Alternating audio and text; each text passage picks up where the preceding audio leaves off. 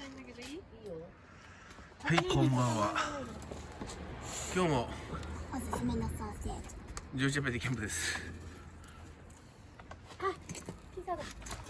あ、ピザが。はい。焚き火で炊いたお米美味しく炊けてます。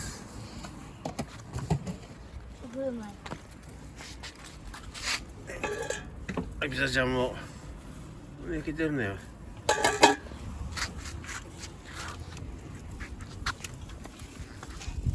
これが一斗缶ストーブです。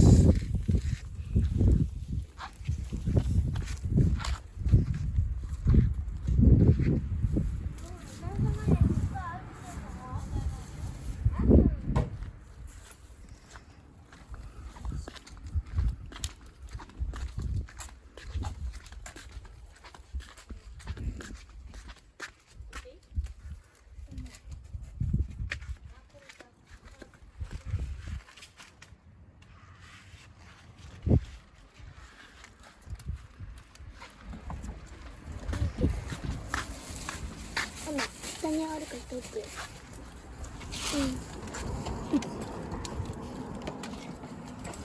めちゃめちゃいっぱい肉あるからね、食べてよ。